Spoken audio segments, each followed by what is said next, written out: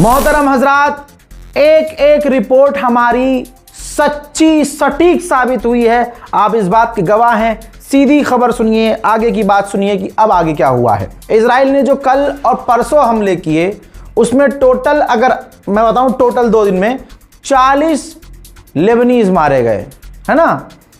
उसके बाद इजराइल पर अमेरिका भड़का।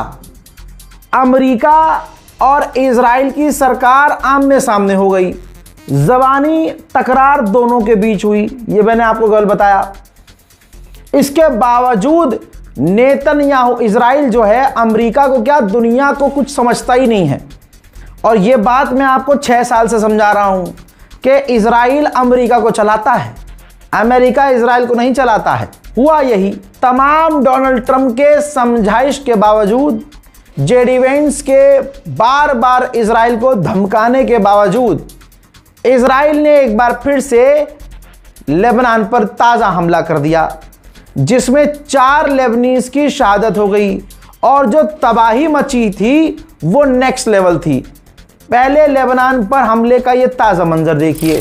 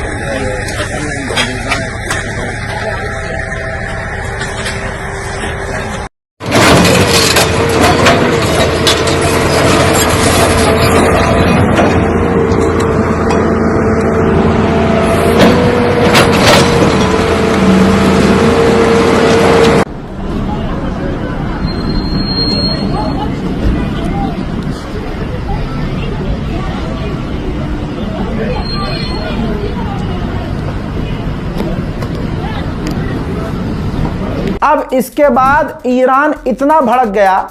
हमने आपको 24 घंटे पहले बताया, 24 नहीं बल्कि मैंने आपको 30 घंटे पहले ये अपडेट दे दिया था कि स्ट्रेट ऑफ हॉर्मूज बंद कर दिया है ईरान ने।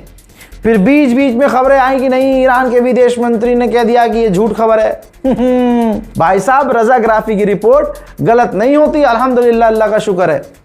स्ट्रेट ऑफ हॉर्मूज बंद कर दिया गया। बाद में यह कंफर्म दोबारा हुआ कि हाँ जी, क्योंकि ईरान ने आधिकारिक तौर पर, IRGC ने ऐलान कर दिया बाद में, हमारे बाद IRGC ने ऐलान किया कि हाँ, हमने स्ट्रेट ऑफ हॉर्मूज बंद कर दिया है। बल्कि आपको एक ऑडियो सुना रहा हूं जिसमें धमकी दे रही है IRGC तमाम वेसल्स को और कह रही है कि क्योंकि इजराइल ने वायलेशन किया है सीज फायर का, लिहाजा पहले की तरह हम तमाम स्ट्रेट ऑफ हॉर्मूज को बंद कर रहे हैं।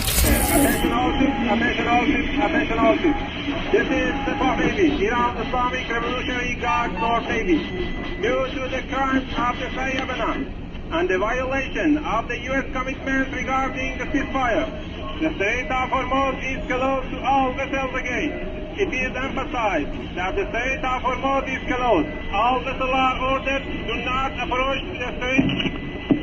मेरे दोस्तों, मामला तब और तनावपूर्ण हुआ। ईरान ने तो जो करना था कर दिया कि स्ट्रेट ऑफ हॉर्मूज हम बंद कर रहे हैं।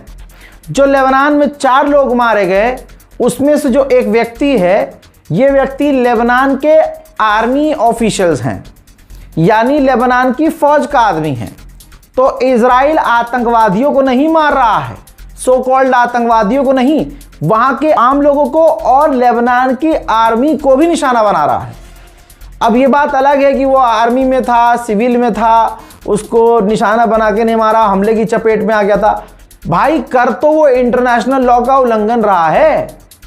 अब ईरान और बिदक गया और ईरान ने साफ कह दिया, इससे तो पूरी तरह से डील ही खराब हो जाएगी। लेकिन ताज़ा अपडेट आपको यह भी बता दूं कि ईरान के विदेश मंत्री, जब मैं ये रिकॉर्ड कर रहा हूं अपडेट, निकल चुके हैं स्विट्जरलैंड के लिए, जहां वो बात करेंगे, आमने सामने बात होनी है। ईरान ने फिर भी स्ट्रेट ऑफ हॉर्मूज को बंद इसलिए किया ताकि अगर बात हो तो अमेरिका पर और दबाव बने। समझ रहे हैं आप। लेकिन इजराइल की पूरी कोशिश ये है कि डील खराब हो जाए, डील पूरी तरह से बिगड़ जाए। यहां तक कि जो इजराइल कल तक ये चाह रहा था और कह रहा था और आज भी यही कह रहा है कि हमें ईरान की सरकार को, रिजीम को गिराना है, आज इजराइल की रिजीम के अंदर ही टकराव पैदा हो गया है। मेरे दोस्तों, एक वीडियो है, उस वीडियो के अंदर इजराइल के नेशनल न्यूज़ चैनल पर जो पत्रकार बैठे हैं और जो दूसरे नेता बैठे हैं, इतनी नेतन्याहू की आलोचना हो रही है कि नेतन्याहू और उनकी ही पार्टी के बीच, मतलब जैसे कट्टरवादी नेता बेंजीवीर है, वो नेतन्याहू को अलग भड़का रहा है और आलोचना कर रहा है पूरी तरह से डील के खिलाफ। यह अंदर ही अंदर चल रहा है। और आपका मेन मैं जो ध्यान ले जाना चाहता हूं वो इस मुद्दे पर कि ये जिंदगी में, इतिहास में पहली बार हुआ है कि अमेरिका और इजराइल के बीच टकराव की स्थिति पैदा हो रही है। यहां तक कि इजराइल के न्यूज़ चैनल, इजराइल पर बैठे हुए जो प्रवक्ता हैं न्यूज़ चैनल पे और जो एंकर्स हैं, वो डोनाल्ड ट्रंप को जलील कर रहे हैं। वो कह रहे हैं, डोनाल्ड ट्रंप का नाम बदल दिया उन्होंने, कह रहे हैं कि डोनाल्ड ट्रंप का नाम अब है Donald Hussain Trump, Donald Hussain Trump, क्योंकि वो ईरान के आगे झुक गए हैं। वीडियो दिखा रहा हूं, सुनिए। היללנו אותו ועכשיו הוא פשוט... זה נהיה כבר דונלד חוסיין עכשיו. כן, חוסיין טראמפ. עשה לנו קטע כזה מסריח ואנחנו נגיד את האמת, לא נשאר תלויים בו. कल भी अमेरिकी इंटेलिजेंस ने रिपोर्ट जारी की, आज फिर अमेरिकी इंटेलिजेंस ने रिपोर्ट जारी करके अब खुले में पब्लिकली कह दिया है, रिलीज कर दी है, डिटेल जारी कर दी है और कह दिया है कि नेतन्याहू लेबनान पर हमले रोकेगा नहीं, वो लेबनान पर हमले जारी रखेगा। अमेरिकी इंटेलिजेंस ने यह भी बताया है कि वो कुछ ऐसे ऐसे काम करेगा कि जिससे ये डील खराब हो जाए। ये पूरी रिपोर्ट जारी की गई है। लेकिन इसके बावजूद डोनाल्ड ट्रंप ने बहुत जोरदार कुछ न कुछ तो पीछे से किया है, धमकी बड़ी दी है। देखिए, कल रिपोर्ट में यह कहा गया था, यह इजराइल की तरफ से रिपोर्ट थी कि हमें डर है कि जिस तरह से नेतन्याहू और ट्रंप के बीच टकराव पैदा हो रहा है, कहीं ऐसा ना हो कि ट्रंप प्रशासन इजराइल को देने वाले हथियार पर बैन लगा दे। और अब की रिपोर्ट यह है कि इजराइल पूरी तरह से दबाव में आ गया है। नेतन्याहू, अब तमाम चीज़ों के बाद बता रहा हूँ, सीरीज वाइज लेके चल रहा हूँ, स्टेप बाय स्टेप आपको बता रहा हूँ कि क्या क्या कैसे हुआ। तमाम ये चीज़ें हुई, उसके बाद नेतन्याहू पर ट्रंप ने पीछे से क्या दबाव बनाया मुझे नहीं पता, लेकिन नेतन्याहू और इजराइल के डिफेंस मिनिस्टर ने अपनी फौज को हुक्म दिया कि आगे मत बढ़ो, लेबनान में अब आगे मत बढ़ो और हमले मत करो, जहां हो वहीं टिक जाओ। अब ये जो बोला है नेतन्याहू ने, ये खबर के तौर पे आपको बता रहा हूं, यकीन ना हमें करना है ना आप यकीन करिएगा, बस देखते जाइए आगे इजराइल और क्या क्या करता है। इजराइल ने जैसे गज्जा का खात्मा किया था, वैसे ही वो लेबनान का खात्मा कर रहा है। मोना खलील नाम की ये एनवायरमेंटल एक्टिविस्ट थी, लेबनान की ही थी। इजराइल के आतंकी हमलों में इन महिला की भी मौत हो गई है। दोनों के बीच, इजराइल और अमेरिका के बीच जोर लगा हुआ है कि कौन किसकी बात को काट देता है। अब जो जेडी वेंस इजराइल के खिलाफ बयानबाजी करते हुए नजर भी आते हैं, वो कई प्लेटफॉर्म पर इजराइल को हल्की सी सपोर्ट देते हुए भी नजर आते हैं। जैसे अमेरिका के उपराष्ट्रपति जेडी वेंस ने कहा कि कभी कभी हिजबुल्लाह इजराइल पर फायर करता है, लिहाजा इजराइल को भी हमला करने का अधिकार है। मैंने पहले ही कहा था कि इजराइल डोनाल्ड ट्रंप को एप्स्टीन फाइल से धमका देगा। मैंने आपको यह भी बताया था और यह भी कहा था और अभी भी कहा है, इसी रिपोर्ट में मैंने कहा कि अमेरिका इजराइल को नहीं चलाता है, इजराइल अमेरिका को चलाता है। जेडी वेंस ने अपने उसी बयान में आगे कहा कि हमारी डील में यह नहीं है कि लेबनान से इजराइल बाहर निकले, लेकिन याद रखिएगा सामने ईरान है, पिछवाड़े में हाथ डालकर अपना काम निकाल लेगा, याद रखना। उधर मेरे दोस्तों आदत का जो कातिल हो, जिसे सिर्फ नरसंहार, जिसका पूरा दारोमदार कुर्सी का जीने, मतलब उसका दिन कंप्लीट नहीं होता जब तक वो खून ना कर दे, तो भाई उसे सुकून कैसे मिलेगा। इजराइल ने, नेतन्याहू ने गज्जा पर फिर से हमला करवाया, 6 लोगों की शहादत हो गई, 20 घायल हो गए। पूरी दुनिया के लिए इजराइल खतरा है या नहीं, ये खुद सोच लें आप। लेकिन जो इजराइल मिजाज है, जो यहूदी मिजाज है, जो मुसलमानों के नरसंहार का ख्वाब देखता है, उसको इजराइल फादरलैंड नजर आता है। मेरे दोस्तों, इजराइल ने जो गज्जा पर हमला किया, इस हमले में अल जजीरा, इतना बड़ा न्यूज चैनल अल जजीरा के जो कैमरामैन पर्सन थे, उनकी शहादत हो गई, उनकी भी मौत हो गई। ये गाजा में हुआ है। गाजा पर इजराइल के हमले तेजी से जारी हो गए हैं। उधर ईरान ने अपने ही ईरान के 17 गद्दारों को गिरफ्तार किया है, जो मोसाद के लिए काम कर रहे थे।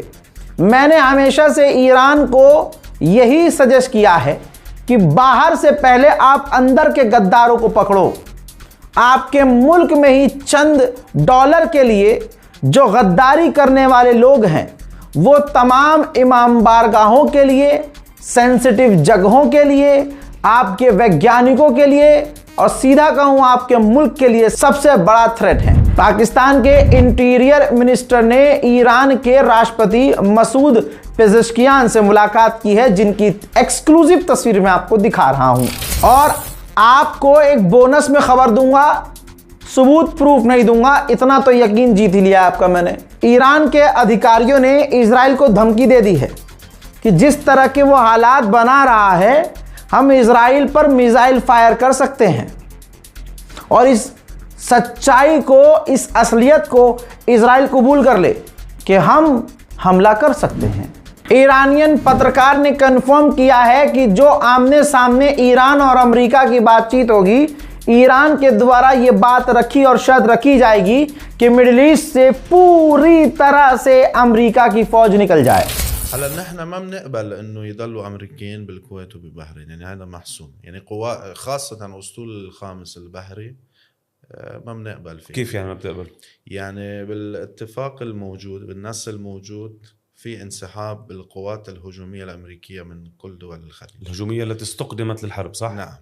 ايه بس هذا موجود الاسطول الخامس من سنين. وفي مرحله ثانيه بهذا البند انه راح نتفاوض على وجود الامريكي في القواعد، وفي جزء بين الامريكي وبين الدول الخليج. يعني احد من الشروط الايرانيه الاساسيه في التفاهم انسحاب القوات الامريكيه من المنطقه.